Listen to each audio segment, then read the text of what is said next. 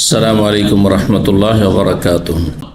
আল্লাহ জান্নাতের দিকে ডাকছেন, আম্বিয়া রসুলগণও জান্নাতের দিকে ডাকার জন্য এসেছেন।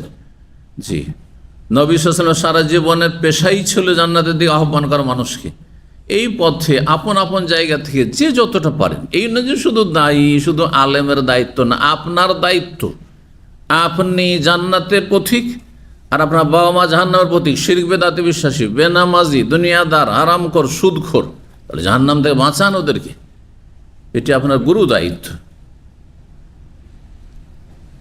কুনতুম খায়রা উম্মাহ, তোমরা শ্রেষ্ঠ উম্মত। কিসের জন্য? তোমাদের রূপ, চেহারা, রং, বর্ণ দেখে নয়, আর শুধু তোমরা ভাগ্যক্রমে শেষ উম্মতের লোক হয়ে গেছো সেই জন্য নয়। তা'মুরুনা বিল মারুফ, ভালো কাজের উপদেশ দেবে। ওয়া তানহাউনা আনিল মুনকার, ভালো কাজের উপদেশ দেবে মানে তিনটি স্তর রয়েছে। অর্থাৎ ভালো মানুষের সংখ্যা বাড়াবে। কেমন করে বাড়বে আল্লাহ ভালো জানে, কিন্তু আপনাকে চেষ্টা করতে হবে। আপনার সবসময় চেষ্টা থাকে ভালো মানুষের সংখ্যা বৃদ্ধি করবো। খারাপের সংখ্যা যেন আমার দ্বারা বৃদ্ধি না হয়। আমিও খারাপ হই না, কাউকে খারাপ হইতেও দেবো না যথাসাধ্য। আমার ছেলে মেয়ে হোক, আমার স্ত্রী হোক, আমার পরিবার পরিজন, আত্মীয় স্বজন হোক, পরিচিত মহল হোক, আশেপাশে প্রতিবেশী হোক, যে যতটা পারবো আপন জায়গা থেকে। কেউ একজনকে পারবেন, কেউ 10 জনকে পারবেন, কেউ হাজার হাজার মানুষকে পারবেন। আল্লাহ যাকে যেমন ক্ষমতা দিয়েছেন, ফলাফল আল্লাহর হাতে। কিন্তু আমার মেহনত হইতে হবে। ভালো কাজ, ভালো মানুষের সংখ্যা বাড়াবো।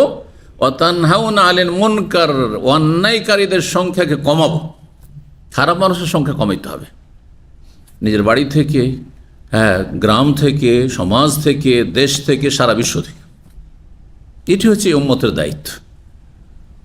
ওয়া তু'মিনুনা বিল্লাহ, এবং আল্লাহর প্রতি সত্যিকারের প্রকৃত ঈমানদার হবে। যে প্রকৃত ঈমানদার হবে সে অবশ্যই আমালুস সালিহাত, ভালো কাজ করে। ভালো কাজ প্রমাণ করে যে আপনি ঈমানদার, আল্লাহ পরকালে বিশ্বাসী, আল্লাহর কিতাবে বিশ্বাসী, আল্লাহর আদেশ নিষেধে বিশ্বাসী। জি, আল্লাহর ইবাদতে, আল্লাহ যে আপনাকে ইবাদতের জন্য সৃষ্টি করেছেন এটা তারপরে বিশ্বাসী। যে যা বিশ্বাস করে সে অনুযায়ী কাজ করে। দুনিয়ার ক্ষেত্রে তাই করছে। আপনার বিশ্বাস, যে বেতন পাবো সেই জন্য গোটা মাস এমনি এমনি কাজ করছে। মাস শেষ করার কয়েকদিন পরে বেতন পাচ্ছে। এই না যে আগে বেতন পকেটে নিচ্ছেন তারপরে কাজ করছে, তাই না? এই সামান্য মানুষের কথা বিশ্বাস করে আপনি গোটা মাস খাটনি করছেন আপনি। আর আম্বিয়া রাসূলের কথা বিশ্বাস করেন না আপনি? আল্লাহর কথা, আল্লাহর কালাম বিশ্বাস করেন না আপনি? ওহীতে বিশ্বাসী না আপনি? আপনার আমল কেন নাই তাহলে? বলছে আমি বিশ্বাসী। বেনামাজি কেন তাহলে? আপনি বিশ্বাস করেন যে হাসর মাঠে প্রথম জিজ্ঞাসা হয় 5 ওয়াক্ত সালাত সম্পর্কে, কেন 5 ওয়াক্ত সালাতে নেই তাহলে? এই কেমন বিশ্বাস হলে মুসলিম জাতির?